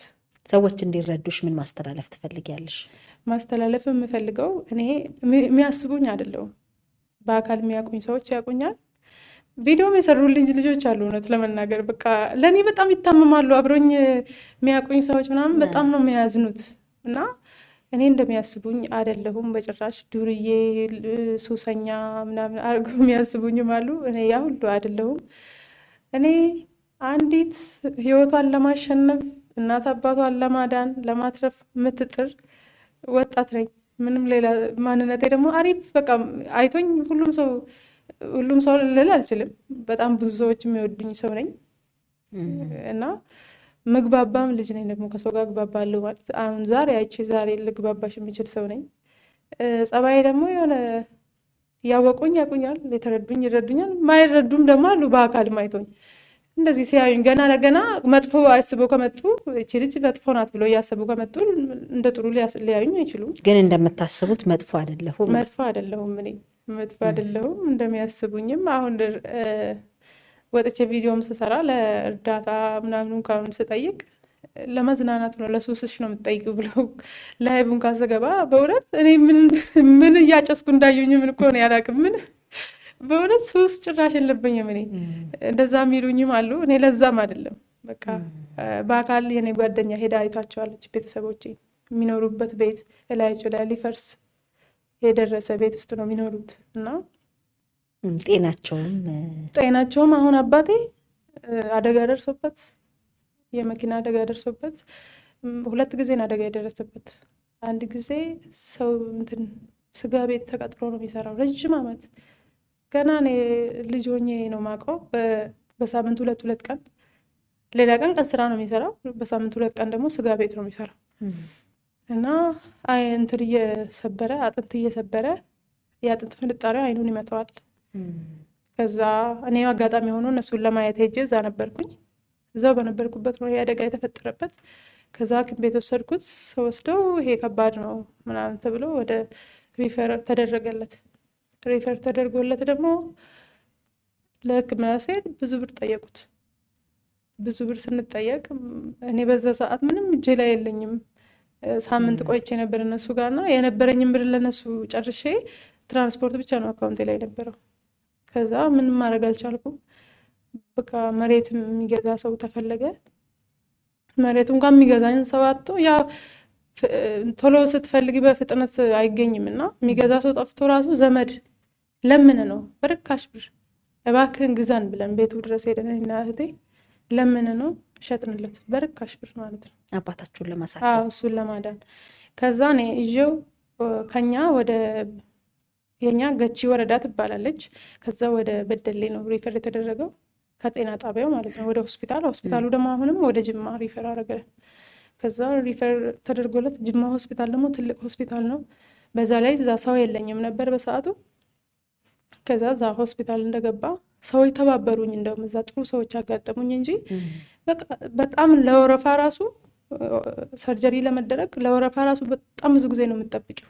እሱ ደግሞ አይኑን ፈርቻለሁ እኔ በቃ የሚጠፋ ገና ሕክምና እንኳን ሳያገኝ የሆነ ነገር የሚሆን እየመሰለኝ እየፈራው ነበር በሰዓቱ። ከዛ የሆኑ ልጆች አገዙኝ፣ እዛ እንዲቀድም አረጉልኝ። በስልክ ብቻ ማውቃቸው ናቸው የሚገርምሽ ነገር። ከዛ እዛ ጠርቶኝ ተባበሩኝ። ከዛ በኋላ አባቴን አስቀደሙልኝ። 15 ቀን ሆስፒታል ውስጥ ቆየሁ ከሱ ጋር። ከዛ ሰርጀሪ ተደረገ። ከዛ በኋላ እንግዲህ ሰርጀሪ ከተደረገ በኋላ መቆየት አለበት እዛ እና በ2 ሰዓት ልዩነት ጠብታ ይደረግለታል። በ2 ሰዓት ልዩነት ምንም እንቅልፍ አልተኛም። እንግዲህ በ24 ሰዓት ውስጥ ስንት ጊዜ ነው አስቢ፣ በጣም ብዙ ጊዜ ነው የሚደረግለት እና ከአጠገቡ አልለይም። እሱን እያደረግኩለት ቆየሁ። ጠብታዋ ደግሞ ትንጥዬ ናት፣ በጣም ትንሽ ናት። 3-4 ከተደረገ በኋላ ያልቃል። ውድ ነው ደግሞ አሁንም መግዛት ይኖርብኛል። እንደዛ ያደረግኩ የነበረንን ብር አለቀ። ከዛ የምንወጣበትም ቀን ደረሰ ደግነቱ። ከዛ ከ15 ቀን በኋላ ተመልሰ መምጣት አለብህ ተባለ። ከዛ ወደ ቤት ይዤው ከተመለስኩ በኋላ ለመመለስ ምንም ብር የለም፣ አልቋል ብራችን። እኔም ወደዚህ ለመመለስ ራሱ ምንም ብር እጄ ላይ አልቆ ሰው ጋር ደውዬ አስልኬ ነው የትራንስፖርቱን ወደዚህ ተመልሼ የመጣሁት። ምክንያቱም እዛ ጋር ቁጭ ብንም ስቃዩን ነው ማየው እና በጣም አሳዘነኝ አባቴ። ተመልሼ ወደዚህ መጣሁኝ። በቃ ሁለተኛውስ አደጋ ምንድን ነው? ሁለተኛው ደግሞ እንደዛው እየተሰቃየ ይሄድና በጣም ሲያመው የሆነ ነገር እንኳን ስጡኝ ረፍት እንቅልፍ እንድተኛ የሚያደርገኝ ጠብታ እያለ እየሄደ ይጠይቃቸዋል ሐኪም ቤት ማለት ነው። ከዛ ሄዶ ሲመለስ ነው እንደዛ የሆነው። ምን ይሆን? እየተመለሰ መኪና ገጨ። አይኑ ይሄኛውም እንትን እየሆነ መጥቷል። በዚህኛው አለመታከም እየተጎዳበት ነው አንደኛው እና ብዙ አያይም፣ በደንብ አጣርቶ አያይም። ከድሮም ራሱ መነጽር ይጠቀማል እና እንትን ነው ይመስለኛል በደንብ አላየም መሰለኝ። እየተሻገረ ነው እንደመጣበት አላወቅም። መኪና ወደቀ፣ ከዛ ተገጨ። አንድ እግሩ በጣም ነው የተሰባበረው። በቃ ከጉልበት በታች በጣም ነው የተጎዳው። አጥንቱ ተሰባበረ። ከዛ ልጅ ማለት በቃ ተኛ። ምንም ነገር ማድረግ አይቻልም። እንትን ደግሞ የገጩት ሰዎች እናሳክመው ብለው ነበረ፣ የእግሩን ማለት ነው። ፈራ፣ እግሬን ይቆርጡኛል ብለው ብዙ ጊዜ እዛ ምንድነው በጣም ከተጎዳ ይቆርጣሉ፣ የሆነ ችግር እንትን የሚል ከሆነ ምናምን ስለሰማ ፈራ። እግሩ እንዳይቆረጥ ፈርቶ አልሄድም ሐኪም ቤት አላቸው። ከዛ እነሱም ተዉት። ከዛ በኋላ አሁን ደግሞ ምን ሆነ? አይኑ በተለይ እግሩ እንኳን ይሄ እንትን አለ የባህላዊ በእነሱ ትንሽ ታክሟል በሰዓቱ። አሁን አልፎ አልፎ ነው የሚያመው እንጂ እግሩ ትንሽ መርገጥ ጀምሯል በእግሩ። የአይን ስፔሻሊስቶች ወይንም ደግሞ የአይን ክሊኒክ ያላቸው ሰዎችን እባካችሁ አድርሱልኝ ለነሱ የሚል አንድ ቪዲዮ ሰርተሽ ነበረ። አዎ እንደዛም ሰርቻለሁ። አባትሽ የአይን ሕክምና እንዲያገኙ ነው ነው። የአይኑ ጉዳይ በጣም እያሳሰበኝ ነው አሁን ላይ። ምክንያቱም እኔ ሄጄ በቅርብ ጊዜ አሁን ከ3 ወር በፊት ሄጄ አይቼዋለሁ እና ይፈሳል። እንደዚህ ውሃ ነው እንደዚህ የሚፈሰው። ማታ ማታ ደግሞ ያብጣል፣ እንደዚህ ዙሪያው ያብጥና ሲያቃስት ነው የሚያድረው። እንቅልፍ አይተኛም። በጣም ነው የሚወጋው ከውስጥ። ይሄ እንትኑ በቃ ጠፍቷል። አሁን ህክምና በጊዜው ስላላገኘ አያይም፣ ግን እንትን ማግኘት አለበት ህክምና ግዴታ። ወይ መውጣት አለበት ወይ የሆነ ነገር መደረግ አለበት። እንግዲህ እስቲ በዚህ አጋጣሚ የሚመለከቱ ከአይን ህክምና ጋር በተያያዘ የሚሰሩ ካሉ ህክምና ማግኘት እንዲችሉ የበኩላቸውን እንዲያደርጉልን ነው የምንጠይቀው። በአጠቃላይ ግን ዚሃ ለቤተሰቦቿ ዋጋ የከፈለች ራሷን አሳልፋ የሰጠች ልጅ ነች ማለት እንችላለን። አዎ እውነት እስካሁን ድረስ የኔ ህይወት ጭራሽ እኮ ልጅነቴንም አልኖርኩትም፣ ወጣትነቴንም እየኖርኩት አይደለም። ሁለቱም ሊያልፉብኝ ነው በቃ ምንም ነገር ሳላቅ ማለት ነው። ምክንያቱም እኔ አሁን ሰው ብዙ ጊዜ ይመክረኛል፣ ቤተሰቦችሽ እኮ አንቺ ካላለፈልሽ፣ አንቺ ካልተቀየርሽ እኮ አይቀየሩም፣ አንቺ ራስሽ ላይ መስራት አለብሽ። እንዴት ሆኖ ይሄ ሁሉ ጭንቀት እያለብኝ እንዴት ነው አእምሮሽ እኮ በሆነ ነገር ከተያዘ ይከብደዋል። ብዙ ነገር ተሸክሞ ስለ መፍትሄው ማሰብ እንኳን አልችልም አንዳንዴ። በጣም በቃ ጭልምልም ያለ ህይወት ታውቂያለሽ፣ እንደዛ ውስጥ ነው። እንደው ጠንካራ ነኝ በጣም እንደውም አንዳንዴ ራሴን በቃ እችላለሁ። በቃ እምባዬን አልቅሼ ብቻዬን ማለት ነው ራሴን እንትን እላለሁ። ቲክቶክ ላይ አላሳይም ረዥም ጊዜ። በቃ ሳቄን ነው ማሳያቸው፣ እየሳኩኝ ደስተኛ እንደሆንኩ በቃ ሁሉ እያስመሰልሽ ማለት ነው። እያስመሰልኩ እና እሱን ሲያይ ሰው ደግሞ በቃ ደስተኛ ነት። ሲጀምር ያለመኑኝ እኮ ለዛ ነው። እንደዚህ አይነት ነገር ከጀርባዬ እንዳለ አላወቁም እና ብዙውን ጊዜ እየሳኩኝ ይሸፍናለሁ ምናምን፣ ግን ውስጤ ከፍቶ የሚታይ ቢሆንና ባሳይ በጣም ከባድ ጨለማ ነው ያለው። በቃ በጣም ከባድ ቁስል ነው ያለው። ግን እንደሚስተካከል ደግሞ እርግጠኛ ነኝ። ምክንያቱም ፈጣሪ ያየኛል በደንብ፣ አላህ ይረዳኛል ብዬ አስባለሁ። ለምን አሁንም እየረዳኝ ነው። እውነት ለመናገር ትናንትና ከነበርኩበት አንድ ስቴፕ ከፍ ብያለሁ። ሰው ቤት እየተሰቃየሁ አይደለም፣ ቢያንስ አሁን ማለት ነው። ቢያንስ ራሴን ችዬ ተከራይቼ እየኖርኩ ነው ያለሁት። ያው የቤት ክራይ ለመክፈል በጣም እየተጨናነኩ ምናምን ነው። ያው አንዱ ስራ ሳጣ ሌላኛውን ለማግኘት ስቃይ ነው። አዲስ አበባ ውስጥ ስትኖሪ ቤት ተከራይተሽ ከምንም በላይ የቤት ክራይ መክፈሉ ነው የሚከብደው። ሌላው እኮ አንድ እንጀራ እኔ 3-4 ቦታ በላለሁ በእውነት። አንዳንዴ ሳልበላም ቆያለሁ፣ ችግር የለብኝም። ግን እንደዚህ የከሳሁት ደግሞ ሰው ሱስ አይደለም እንደዚህ ያከሳኝ። ብዙ ሰው እንደዛ ነው የሚያስበው። እኔ አሁንም ደጋግሜ ልንገራችሁ በእውነት ሀሳብ በጣም ነው የሚጨናነቀው። ለዛ ነው እንደዚህ መከሳው። እንደምታይ እንድርቅ ብያለሁ መስዬ በእውነት በቃ ይሄ እንደዚህ የሚያደርገኝ ጭንቀት እንጂ ምንም ነገር እንደዛ እንደሚያስቡት አይደለም። በጣም ነው የምጨናነቀው። ከአቅሜ በላይ ነው ያሉት ነገሮች። እንግዲህ አንድ ሰው ብቻውን ይሄ ሁሉ ነገር መሸከም አይችልም። የሆነ የሚያግዘኝ ሰው ቢያንስ ከጎኔ ቢኖር፣ ከእህቶቼም ውስጥ አቅም ያለው ሰው ቢኖር፣ ወይም ደግሞ ወንድም ቢኖረኝ ይሄ ሁሉ መከራና ስቃይ እኔ ላይ ብቻ አይበረታም ነበረ። ችግሮች ደግሞ ሲኖሩብሽ ሌላም ችግር ይመጣል። ችግርን ይጎትታልና ይሄ ሁሉ ነገር ማለፌ በጣም ራሴንም አደንቀዋለሁ። አሁንም ደግሞ ለወደፊቱም ራሴን ማጠንከር ይኖርብኛል፣ ግድ ነው። እና አሁንም ደግሞ የምፈልገው ምን መሰለሽ፣ የኔ ህይወት ችግር የለውም እንደምንም ብዬ እኔ ኖረዋለሁ፣ ችግር የለውም ኖሬያለሁ እስካሁንም አይደል። ቤተሰቦቼ ግን የእነሱ ጉዳይ ግን በጣም ነው የሚያሳስበኝ። በቃ አሁን ያሉበት ቤት ኃይለኛ ዝናብ ከመጣ በቃ ላያላቸው ነው የሚወድቀው ቤቱ ራሱ። አሁን ያሉበት ቤት አሳይሻለሁ ምን እንደሚመስል።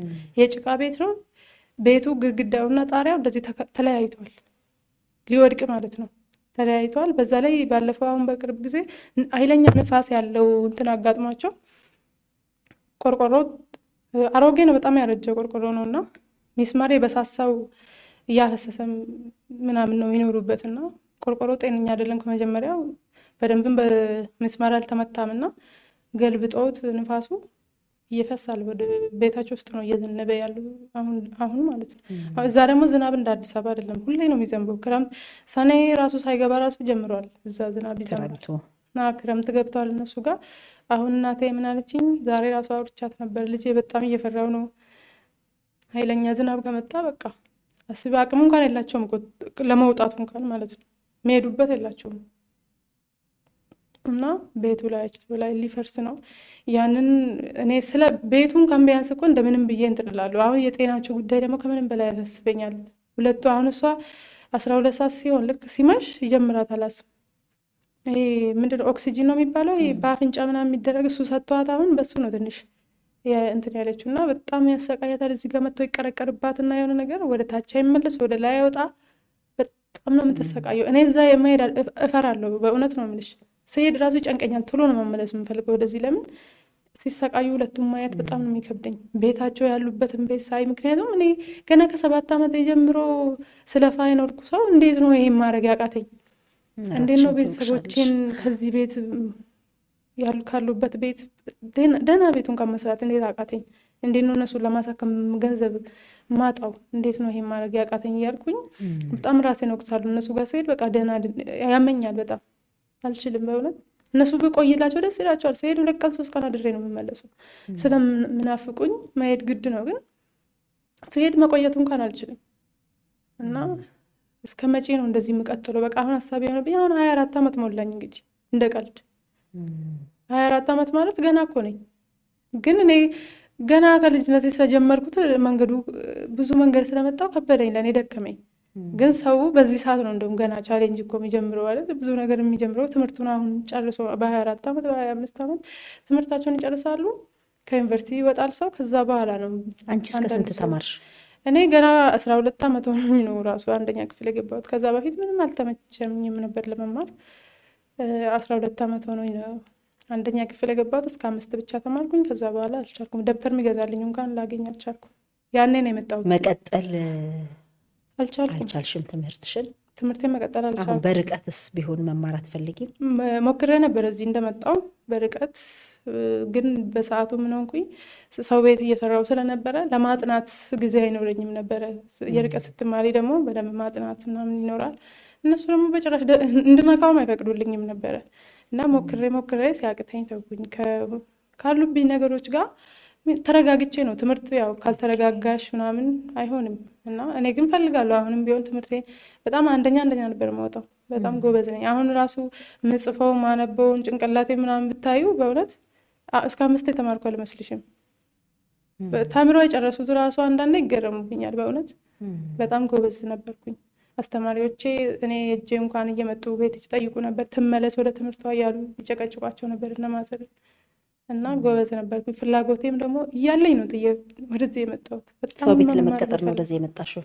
አዎ በቃ ያው እዛ ያለው ነገር አንደኛ ትምህርት እስከ 5 ማለት ነው ዩኒፎርም አይጠይቅም ነበረ። ደብተር ብቻ ነው በቃ ደብተርሽን ይዘሽ ትሄጃለሽ። ደብተር ደግሞ ኤንጂኦ ይሰጠኝ ነበረ። ከዛ እየወሰድኩ ነበረ የምማረው። ከዛ ኤንጂኦ አልቋል አንሰጥም አሉ የሆነ ሰዓት ላይ። ከዛ ምንም ከየት ላምጣ? ለእኔ በዛ 10 ብር እንኳን ብርቄ ነበረ፣ ከየትም ላመጣው አልችልም። ከዛ ዩኒፎርም ደግሞ ያስፈልጋል። 300 ብር ነው በሰዓቱ ዩኒፎርም ራሱ። ግን 300 ብር በጣም ብዙ ነው ለእኔ፣ ከየትም ላመጣ አልችልም። ቤተሰቦቼን ጠየቅኳቸው፣ አንችልም አሉኝ። ሳልማር ደግሞ እዛ መቀመጥ በጣም ነው የሚያሳቅቀኝ። ምክንያቱም ጓደኞቼ እየተማሩ ባልጀምረው ከነጭራሹ ይሻላል። ትምህርቴን ጎበዝ እንደሆንኩ ያውቃሉ። መንገድ ላይ አስተማሪዎቹ ያስጨንቁኛል፣ ለምን አትመጪም ይሉኛል። እኔ ደግሞ ወጥቼ ቤተሰቦቼ እኔን ለማስተማር ስላልቻሉ ነው የቀረሁት። ማለት በጣም ነበር ማፍረው በሰዓቱ። ቤት ውስጥ እንዴት ነው ያደግኩት እኔ ችግሮች እንኳን ቢኖሩብን ወተን እንዳናሳይ አድርጋ ነው እናቴ ያሳደገችኝ። በቃ አምሮብን እንድንወጣ በቃ ልብሳችን ባለችን ነገር አጥበን ሰው መስለን ከሰው ጋር እንድንቀላቀል ነው የምትመክረን ሁሌ ማለት ነው። በልቼ ላድር እችላለሁ፣ ሳልበላ ላድር እችላለሁ፣ ግን በቃ ስትወጪ ማንም ሰው ይሄን ነገር እንዲያቅብሽ አልፈልግም ትለኛለች ድሮም ራሱና ማሳየት እፈራለሁ። በጣም ነበር ማፍሮ እንደዛ። ግን አሁን ሲገባኝ ምንም ችግር የለውም። ምክንያቱም አንደኛ እኔ ላይ ብቻ የተፈጠረ ነገር አይደለም ይሄ ሁሉም ሰው የሚኖረው ህይወት ነው። ሲቀጥል ደግሞ የሚያሳፍርም ነገር አይደለም ብዬ አስባለሁ። እና ለዛ ነው አሁን ማወራው እንጂ እንደዚህ በፊት በጣም ፈራ ነበረ። እንደውም አንዳንዶቹ ምን ያደርጋሉ መሰለሽ ቤታችሁ የት ነው ብለው የሀብታም ልጆች ከትምህርት ቤት ሲመጡ ቤት ለማወቅ ምናምን ይጠይቃሉ። የሀብታሞች ቤት ምናምን የሚያሳዩ አሉ። የእኛ ቤት ይሄ ነው ብለው አፍረው ማለት። እኔ እንደዛም አላረግም ነበር እውነት ለመናገር። ይሄን ያህል ራሴን መደበቅ አልፈልግም። ግን አሁን ራሱ ደግሞ ቲክቶክ ላይ እኔ ይሄን አሁን ለምሳሌ የምታዩ ልብስ የ400 ብር ነው የገዛሁት ከቦንዳ ላይ ማለት ነው።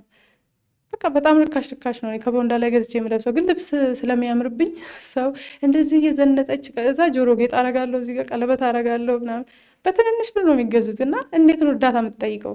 እንዴት ነው አባቴ እናቴ ቸገራቸው የምትለው የሚመስለው ሰው ግድ የለሽ ከዛ ራሷ ላይ በቃ ብዙ ነገር ኢንቨስት የምታደርግ አድርጎ ነው የሚያስቡት ሰዎች። ግን እኔ በቃ በጣም ችግር መስዬ መሄድ ስለማልፈልግ ነው እንጂ አሁን ቤተሰቦችን እንዲያሳክሙልሽ ነው የምትፈልጊው? በቃ አሁን ትልቁ የምፈልገው ነገር የኢትዮጵያ ሕዝብ ተባብረው ብዙ ነገር አድርገው ያውቃሉ ከዚህ በፊት ለብዙ በቃ ተስፋ ለቆረጡ ሰዎች ተስፋ ሲሆኑ ያለው ሊሞቱ የደረሱ በጣም በሕክምና ማጣት የሚሰቃዩ ሰዎችን ሲያድኑ አይቻለሁ። እና ሲተባበር የኢትዮጵያ ሕዝብ በእውነት ደስ ይላል ያለው ብዙ ጊዜና እኔንም ደግሞ ከፈጣሪ በታች እንግዲህ ሁሉም ሰው ተባብረው አባቴንም እናቴንም ቢያሳክሙልኝና ከቻሉ ደግሞ አሁን ያሉበት እናትና አባቴ ያሉበትን ቤት ትንሽ እንኳን ብዙ ብር አይጠይቅም የእነሱን ቤት ለማሳደስ መልሶ በቃ ያለውን ቆርቆሮ ነው የሚመለሰው ወደ ቦታው እንጨት ተፈልጎ በቃ የሆነ ነገር ብቻ ማድረግ ቢያንስ ትንሽ ብር ተጨምሮበት ማገዝ ብችል ደስ ይለኛል። እኔ ሰው ከጎኔ ቢቆምና ያንን ቤታቸውን አሁን በጣም እየፈራው ነው። ያው ክረምት ስለመጣ በጣም እያመማቸው ነው። በዛ ላይ ቤቱ ሁላቸው ላይ ሊወድቅ ነው። ያንን ሁሉ ችግር ደግሞ ብቻዬን የማደርገው ነገር ስላልሆነ ሁሉም ሰው ተባብረው ይሄንን ችግሬን ቢያግዘኝና ባልፍ እላለሁ። አመሰግናለሁ። እንግዲህ ሁሉ መልካም ሆኖ መልሰን እንደምንገናኝ ተስፋ አደርጋለሁ። ብዙዎች ከላይ በምናየው ነገር በዚህን ያህል ደረጃ አንረዳሽም ወይም አልተረዱሽም። ይሄንን አንቺም ከገጠምሽ ተናግረሻል።